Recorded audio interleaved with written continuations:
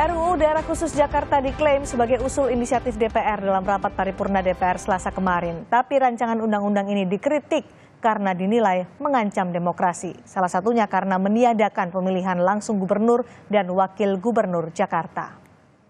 Rancangan undang-undang usul inisiatif Balik tentang Provinsi Daerah Khusus Jakarta yang menyatakan 8 fraksi setuju, yaitu fraksi PDIP, fraksi Golkar, fraksi Gerindra, fraksi Nasdem, fraksi Demokrat, fraksi PKB, fraksi PAN, dan fraksi P3, dan satu fraksi yaitu fraksi PKS menolak. DPR berencana mengubah proses pemilihan bagi pimpinan daerah khusus Jakarta dari proses langsung oleh rakyat menjadi penunjukan oleh Presiden di dalam RUU Daerah Khusus Jakarta. Dalam rapat paripurna kemarin, mayoritas fraksi yakni 8 fraksi mendukung. Sementara satu fraksi, PKS, menolak. PKS menolak aturan gubernur dan wakil gubernur DKJ ditunjuk Presiden. Partai Keadilan Sejahtera menolak rancangan Undang-Undang Daerah Khusus Jakarta. Bukan cuma waktu yang mepet, tetapi klausul atau pasal yang ada tidak sesuai dengan semangat demokrasi. Khususnya pasal 10 di mana gubernur dan wakil gubernur diangkat oleh Presiden. Kami bisa bersetuju bahwa DKI atau Daerah Khusus Jakarta adalah otonomi satu tingkat. Cuma milih DPR provinsi dan gubernur. Tapi kalau gubernurnya diangkat, berarti itu mengebiri hak demokrasi warga Jakarta. Sementara itu, meski fraksinya setuju dengan catatan, Ketua Umum PKB yang juga Cawapres nomor urut 1 Muhaimin Iskandar menolak RUU DKJ terkait gubernur wakil gubernur ditunjuk Presiden. Menurut Muhaimin, hal tersebut berbahaya bagi demokrasi. Jadi memang ada draft yang menginginkan Pilkada DKI ditunjuk oleh pemerintah pusat. Kami menolak total. Kami dan insya Allah mayoritas fraksi akan menolak karena itu terlalu dipaksakan waktunya. Kita harus butuh persiapan yang baik sehingga tidak seperti itu. Ya, itu bahaya apabila dalam posisi yang menuju persiapan demokrasi yang lebih baik harus diberi ruang yang lebih baik lagi. Setidaknya ada 2 pasal dalam RUU DKJ yang dinilai bermasalah. Pertama, soal penunjukan pengangkatan dan pemberhentian gubernur dan wakil gubernur oleh Presiden dengan memperhatikan usul DPRD. Mekanisme ini dikritik karena pemilihan gubernur dan wakilnya tak lagi melalui pemilu kepala daerah atau rakyat tidak bisa memilih secara langsung. Selanjutnya, masa jabatan gubernur dan wakil gubernur selama 5 tahun dan sesudahnya dapat ditunjuk dan diangkat kembali dalam jabatan yang sama hanya untuk 1 kali masa jabatan. Setelah diusulkan DPR, pemerintah kini menunggu surat resmi terkait naskah RUU DKJ. Menurut Istana, setelah surat DPR diterima, Presiden akan menunjuk menteri untuk membahas dan membuat daftar inventarisasi masalah. Saat ini pemerintah menunggu surat dari DPR yang biasanya disertai dengan rancangan atau draft dari RUU itu. Dan langkah berikutnya setelah menerima itu, Presiden akan menunjuk menteri, sejumlah menteri untuk membahas dan membuat rancangan DRIM, daftar inventarisasi masalah dari draft RUU itu. Tentu dengan dalam penyusunan DRIM pemerintah itu akan terbuka pada masukan-masukan dalam masyarakat. RUU Daerah Khusus Jakarta diusulkan DPR sebagai konsekuensi Undang-Undang Nomor 3 Tahun 2022 tentang Ibu Kota Negara IKN. Dalam pasal 41 ayat 2 mengatur bahwa paling lama 2 tahun sejak undang-undang ini diundangkan, Undang-Undang Nomor 29 Tahun 2007 tentang Pemerintahan Provinsi Daerah Khusus Ibu Kota Jakarta sebagai Ibu Kota Negara Kesatuan Republik Indonesia diubah sesuai dengan ketentuan dalam undang-undang. Kini DPR dan pemerintah berkejaran dengan waktu menyelesaikan RUU Daerah Khusus Jakarta sebelum 14 Februari 2024. Meski waktunya mepet, masih terbuka ruang agar pasal-pasal dalam RUU tak mencederai nilai demokrasi. Tim Liputan, Kompas TV. Polemik RUU Daerah Khusus Jakarta akan kami bahas malam ini bersama mantan Dirjen Otonomi Daerah Kemendagri Joharmansyah Johan dan anggota Komisi 2 DPR fraksi Nasdem Saan Mustafa. Selamat malam, Jo. Nanti akan bergabung Kang Saan bersama kita di Sapa Indonesia dalam diskusi malam hari ini. Pak Jo, jadi apa tanggapan Anda soal penunjukan Gubernur Jakarta oleh Presiden dalam RUU Daerah Khusus Jakarta? Ya Mas Indi ya, sebetulnya kalau kita pelajari RUU Provinsi Daerah Khusus Jakarta ini baik ya, karena banyak hal-hal yang disempurnakan dari Undang-Undang DKI Jakarta yang lama nomor 29 2007. Ada pelimpahan kewenangan yang banyak diberikan kepada Jakarta, ada pembentukan dewan aglomerasi, bahkan juga ada dana-dana dari pusat yang diberikan Jakarta ya, di samping penguatan pemberdayaan masyarakat. Tapi satu saja kelemahan besarnya yaitu soal pemilihan kepala daerah yang ditiadakan. Nggak dipilih, tapi ditunjuk dan diangkat oleh presiden. Ya. Padahal Jakarta ini berstatus daerah otonom pada provinsi. Jadi kalau formula, kalau dia daerah otonom pada tingkat provinsi, maka gubernurnya harus dipilih secara demokratis. Itu amanah konstitusi ya, pasal 18 B. Kalau dia daerah administrasi atau dia otorita, itu lain pasal. Ya, daerah administrasi bisa saja ditunjuk. Tapi kalau otorita juga boleh saja presiden menunjuk. Tapi ini daerah otonom. Jadi kalau diangkat, itu mengebiri betul demokrasi. Bahkan kalau saya bilang demokrasi dan membuat mundurnya demokrasi lokal di Jakarta. Dalam draft RUU DKJ itu, Pak Jo, ada pertimbangan DPRD bagi Presiden untuk nantinya memilih Gubernur Daerah Khusus Jakarta. Apakah ini efektif atau sebenarnya harus segera diganti soal ini? Nah ini kan kalau DPRD itu dulu aja milih ya sebelum Orde Reformasi ya. Tapi sekarang malah mundur lagi, DPRD itu hanya kasih usul atau pendapat yang akan diperhatikan oleh Presiden. Ya. Yang mutlak adalah presiden mau nunjuk siapa. Jadi kalau usulan saja nggak ada gunanya, bisa dikesampingkan seperti usulan-usulan DPRD yang banyak dalam pengangkatan PJ, itu banyak yang nggak diakomodasi. Baik.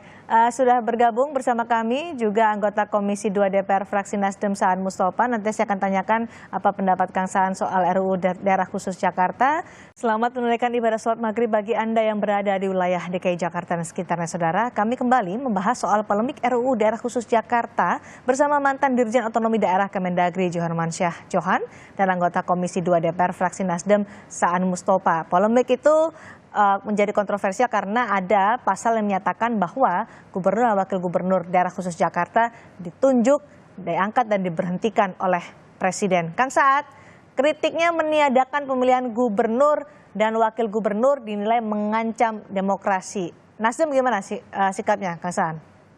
Ya, pertama terkait dengan Undang-Undang Daerah Khusus Jakarta itu kan keharusan ya. Karena ada Undang-Undang IKN, karena rencana ibu kota pindah. Nah yang menjadi persoalan itu adalah kan terkait dengan substansi dari undang-undang yang kita soalkan, yang kita tolak ya. Apa pertama soal gubernur dan wakil gubernur yang diangkat oleh presiden.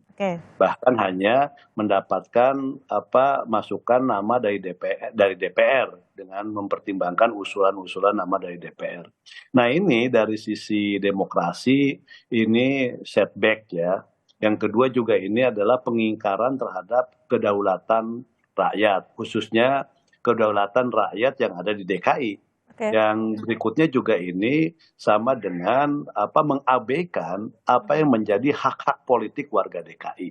Yang seharusnya hak-hak politik warga DKI itu harus tetap diberikan ruang, diberikan kesempatan untuk menentukan siapa pemimpin mereka ke depan kan itu. Nah ini yang pertama kita tolak. Nasdem itu kan menginginkan agar gubernur wakil gubernur tetap dipilih. Waktu daerah khusus ibu kota aja dia dipilih. Ini kan daerah otonom, bukan otorita, bukan daerah administratif. Dulu aja dipilih. Masa ketika menjadi daerah otonom seperti daerah-daerah yang lain, cuman diberikan kekhususan, misalnya kayak di Aceh, apa yang lain, kok dia malah ditiadakan. Baik, Gitu. Kang Saan, artinya posisi Nasdem adalah menyetujui RUU DKJ, tapi dengan catatan menolak pasal peniadaan pemilihan gubernur dan wakil gubernur daerah khusus Jakarta. Saya ingin tekankan itu dulu. Iya, pertama kita ingin bahwa gubernur dan wakil gubernur DKI itu tetap dipilih. Baik. Bahkan Jadi siapa yang Nasdem mengusulkan hal itu? Karena ini menjadi inisiatif DPR kan, RUU DKJ ya kalau ini? inisiatif DPR itu kan dari Balik ini ya. Ini kan dibahasnya di Badan Legislatif. Tentu ketika dibahas di Badan Legislatif ada fraksi yang tidak setuju, tapi mayoritas fraksi setuju, maka ini tetap bisa menjadi inisiatif. Jadi seperti kayak revisi Undang-Undang Pilkada, Nasdem menolak dan sebagainya, inisiatif DPR tapi di Badan Legislasi juga. Jadi bukan di Komisi 2 malah di Badan Legislasi. Nah, tapi mayoritas setuju, ya maka dia menjadi inisiatif DPR. Tapi kan ini baru inisiatif, belum pembahasan tingkat satunya. Kalau memang Nasdem tidak setuju menolak pasal untuk peniadaan pemilihan gubernur dan wakil gubernur oleh masyarakat atau pemilu, apa yang kemudian diperjuangkan oleh Nasdem? Karena ini kan sudah dalam pembahasan nih. Enggak, ini kan nanti dikirim dulu ke pemerintah untuk Indonesia DIM. Nanti pemerintah balikan lagi ke DPR.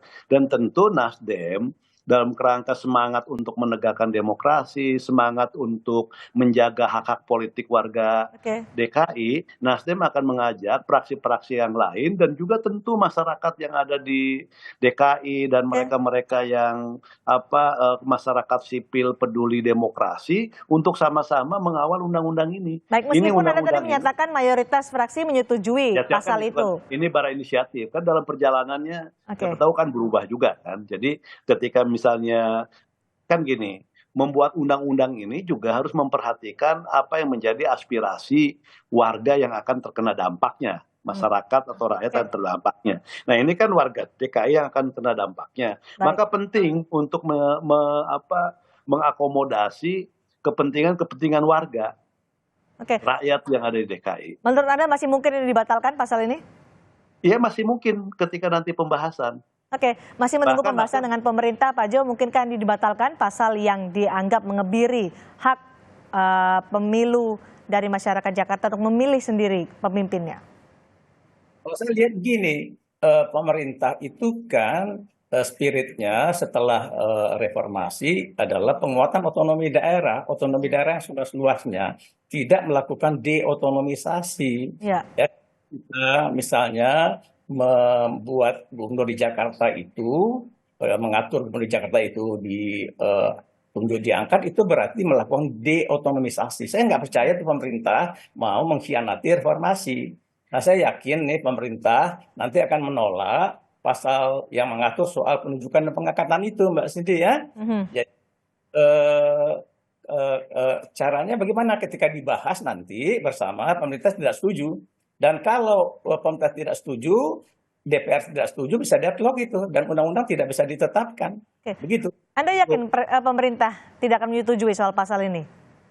Karena kalau pemerintah betul masih mempertahankan spirit, menjaga reformasi yang menghendaki otonomi daerah, yang seluas-luasnya, tidak hanya urusan kewenangan pemerintahan. Tapi hak memilih itu ada di rakyat, di tangan rakyat. Ya 11,3 juta nih penduduk Jakarta tiba-tiba diganti oleh seorang presiden. Lalu nggak ada lagi pengaturan teknisnya, PP-nya dibuat oleh presiden. Nanti kadip keram presiden. Baik, Kang Saan, saya penasaran sebenarnya di balik siapa sih yang mengusulkan ini? Anda tadi menyebutkan mayoritas. Ya, kan ada Gerindra kan gitu loh. Ada Golkar yang lain. Nggak setuju kan Nasdem, PKS dari substansi ya. Bahwa undang-undang ini harus ada, iya kan itu loh. Tapi substansinya yang kita nggak setujui. Bahkan Nasdem mengusulkan bukan hanya gubernur, tapi wali kota yang ada di DKI karena sudah bukan ini lagi, itu juga layak untuk dipilih. Jadi ada DPRD DKI, provinsi, ada DPRD kota kabupaten. Layaknya seperti daerah-daerah otonomi yang lain di tingkat provinsi. Kang, apa betul alasannya dengan meniadakan pemilihan gubernur dan wakil gubernur oleh masyarakat secara langsung dalam memilih pemilu? Alasannya adalah biaya pemilu yang mahal. Betul demikian? Ya kalau biaya pemilu yang mahal, kenapa yang di provinsi-provinsi lain masih seperti itu? Oke, Jadi tapi kalau itu menjadi misalnya alasan ketika dibahas di DPR. kalau iya kan kalau misalnya alasannya itu, kenapa masih ada pilkada di provinsi lain, bahkan di provinsi yang baru saja ini yang ada tambahan kan provinsi itu baru tuh 4 di Papua. Kan juga sama ada pemilihan pilkada. Kan harusnya ketika ada tambahan daerah otonomi baru Papua, kan harusnya tidak ada pilkada di sana di awal undang-undangnya kan. Tapi baru kan tetap, apalagi DKI yang sudah berjalan dari pilkadanya udah berjalan jauh-jauh hari. Dari sejak pilkada langsung dilakukan sudah ada kan gitu loh pilkada. Nah kenapa nggak diberlakukan di Papua tuh yang baru otonominya baru, masih pejabat ininya gitu loh, gubernurnya. Kang Saan, undang-undang ini kan harus disahkan sebelum 14 Februari 2024. Akankah nanti sesuai dengan target karena berkejaran dengan waktu nih, kurang dari beberapa bulan lagi? Ya kalau menurut saya sih kan, ini kan juga tidak mengikat dan tidak ada sanksinya kan. Jadi menurut saya kan DPR juga dalam kondisi sedang mempersiapkan di reses sekarang kan, masuk lagi nanti Januari, belum menghadapi pemilu, pemerintah juga konsentrasi pemilu dan sebagainya.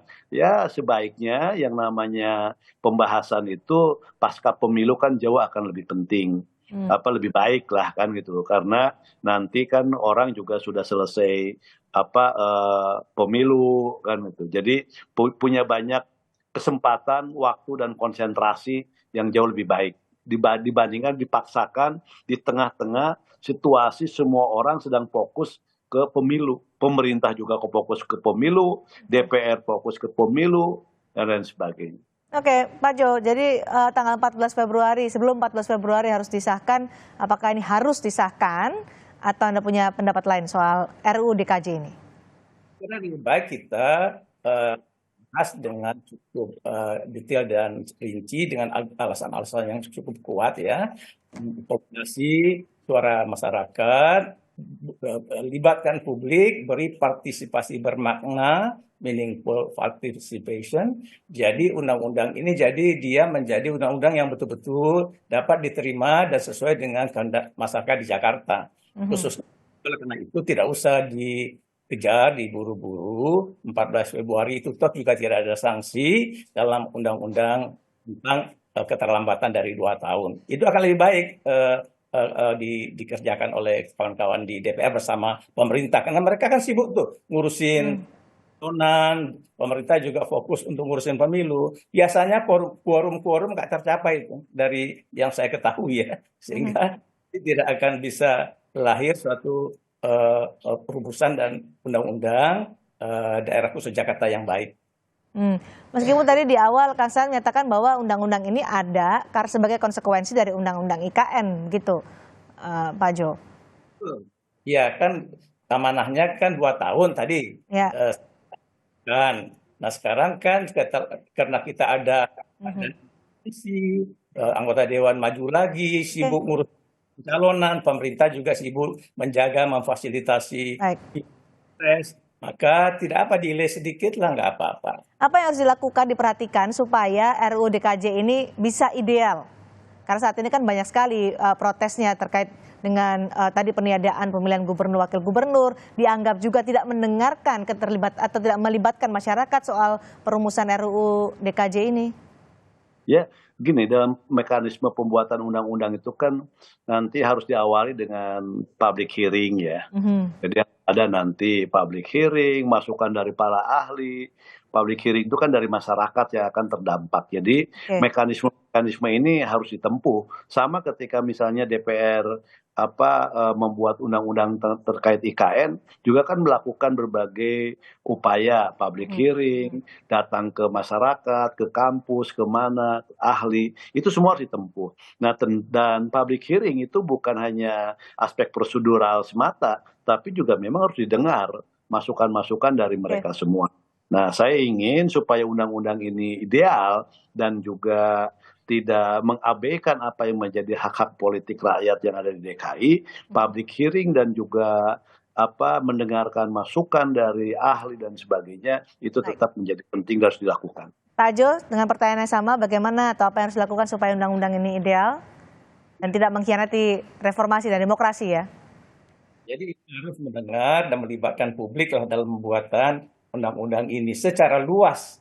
Nah, kalau nanti undang-undang ini hanya elitis ya, dan bahkan berdasarkan kepentingan kekuasaan pemerintahan yang berkuasa sekarang. Oke, baik, terima kasih Pak Jo, terima kasih juga Kang Saan sudah berbagi pendapat di Sapa Indonesia malam hari ini terkait dengan RUU DKJ yang menuai polemik. Selamat malam.